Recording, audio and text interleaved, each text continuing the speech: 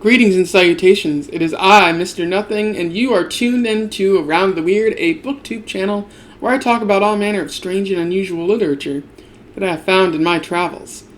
Today I wanted to talk about a topic more so than a book. One that I have been mentioning a few times as I go through my reviews on books and short stories and poems. I wanted to talk about the idea of death of author. Because I feel like I'm going to be mentioning that a lot more as I go on and I start talking about, dead authors in particular. But also authors who maybe don't have a lot of information about them on the internet, where I might have to interpret what they're saying without their own feedback. So, that's what I wanted to talk about. So, and I'm doing this through the original text. I'm doing it through Death of the Author by Roland Barthes. For those that don't know, Roland Barthes was a literary critic and postmodernist and linguistics person. So he, if anyone knows about words and their meaning, it would be Roland Barthes. And so he wrote Death of the Author in the 60s, which I was surprised to find was so recent. I thought this idea would go back even further, but I guess it makes sense that it's postmodernist, and it would come out at a time when people were really questioning works of art and their inherent meaning. So yeah, I thought I would provide a brief summary of Death of the Author, and then a little bit of an analysis to help you understand. So Death of the Author starts out by Barthes presenting the author Balzac and his story Saraceni's, where he highlights something that one of the characters says. And Barthes asks, well, who said that specifically? Was it Balzac? Was it the character themselves? Was it another character? Was it society as a whole? And ultimately, Barthes argues that we can't really know what the meaning of that specific sentence, what the meaning of that specific idea was that Balzac puts forth, because the moment that the author puts an idea to paper, that voice is lost, and thus the death of the author begins. Barthes also argued that the idea of an author is a relatively new idea, and they had authors in the Middle Ages and even before that. However, the idea that a singular entity wrote and assigned meaning to a specific book or a piece of art of some kind is a fairly modern idea. It didn't show up until the 1700s and the 1800s, and people started saying, well, when this person wrote that, I think they meant this. And so I think Barthes is trying to say that because it's such a relatively new idea, it doesn't have to be that way. We don't have to have some singular godlike voice coming down from on high and saying, well, this is what this specifically means. This piece of art means this specifically. And contrary to what anyone else might say, that is the only interpretation of that work. But Barthes would say that, again, there isn't no singular entity. But he would also say it's rather a book is the summation of the culture, not just a book, but a work of art is a summation of the culture and the history that it exists in. And culture and history are subject to change over the course of the several years. So although Shakespeare might have been written in the late 1500s, early 1600s, times have changed, the culture has changed, so maybe they don't hold the same meaning that they do anymore. Barthes even argues that this is kind of liberating for the reader because you no longer have to decipher the hidden code within a text. There's no underlying meaning that an author has placed there that you have to weed out for several years and become a master at that specific work. Rather, it's completely up to the reader to interpret and assign meaning and figure out the connotation of the entire work. And that's different for everyone. Ultimately, Barthes argues that rather the author is a myth now, and the important thing is the reader and their interpretation of the work. So he's highlighting the importance of the reader as opposed to the author, which was viewed as important for so many years. In terms of analysis, there is a lot of criticism, as you would expect from a postmodern view of the importance of the author, or the lack of the importance of the author. There have been a number of people who have cited authorial intent when talking about death of the author. And authorial intent is the idea that you can't just ignore the context from which a book takes place.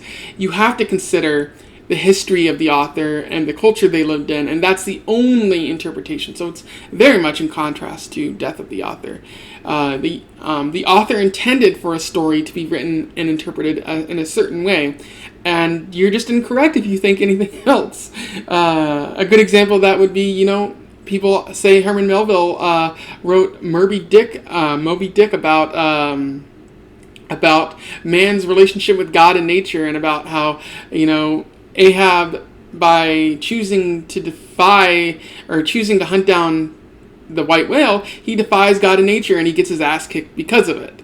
So, and that's the only interpretation of the work. However, I think that I'm more leaning towards the side of death of author, because although, just like Barthes said, although there may be a certain intent on the part of the author is gone, and culture and society has moved on. Then there are new interpretations and new connotations to associate with not only sentences but entire paragraphs in the book as a whole.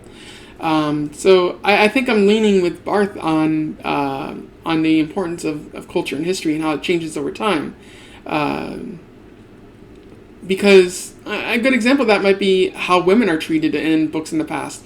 And there might not have been a lot of emphasis placed on women in the original interpretation, on the authorial intent.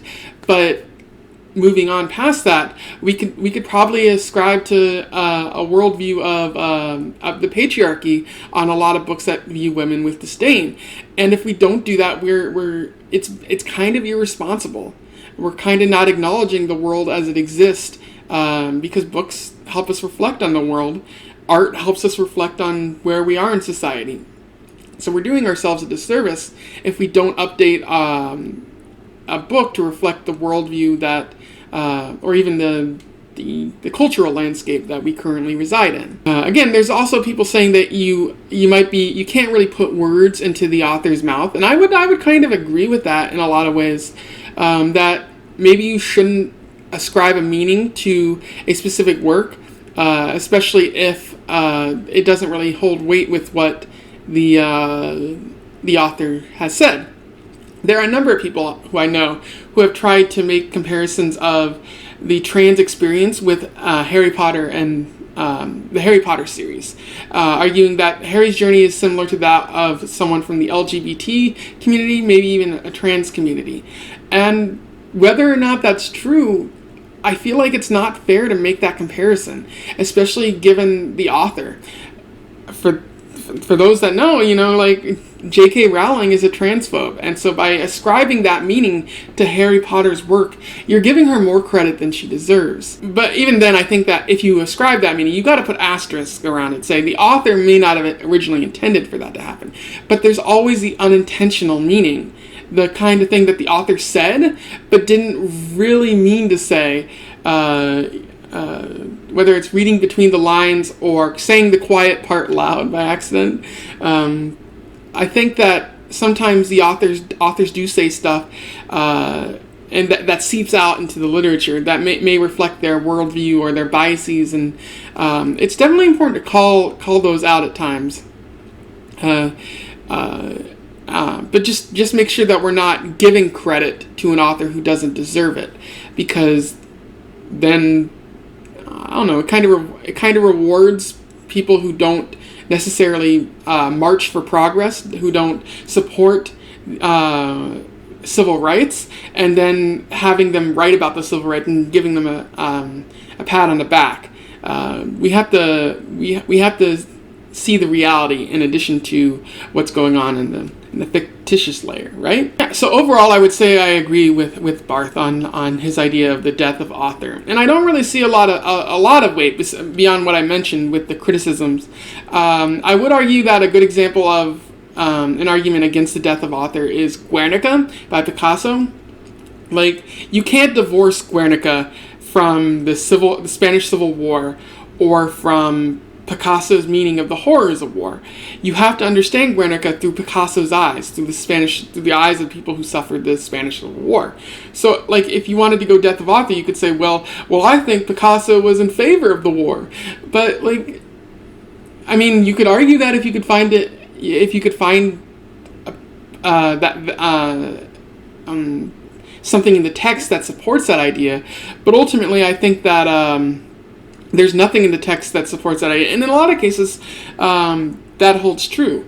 And I think that maybe that's more along the case of the author knowing that they could be misinterpreted, so deciding absolutely 100% to make it clear what their argument is. And so the counter to death of author could be the author has made their point. Ultimately, again, I would say I agree with Barth. There are some exceptions, but ultimately, a lot of the works that are out there, whether it be paintings or poems or books or anything, once they're submitted to the masses are free to choose how they interpret it and what meaning they ascribe to it, especially as the culture and the more history is added to the world. I hope that clarifies what I feel death of author is. I hope that clarifies that specific phrase for when I say it in future videos. I felt that like I wasn't being clear on what that was, and I know there's a lot of videos out there about death of author, and I encourage everyone to go seek out those videos. I might not have explained it the best way, as I mentioned before. I'm a person with a degree in psychology. I don't have a background in literature as much, so although I believe I have a grasp on what death of author is, there are probably people who can describe it better. And with that, I'll put a link in the description to The Death of the Author by Roland Barthes. I recommend you read it if you can. Don't forget to like, share, and subscribe, and leave a comment with your thoughts about death of author, whether you are for it or against it. In the meantime, I wish you a pleasant time in your weird travels. Farewell.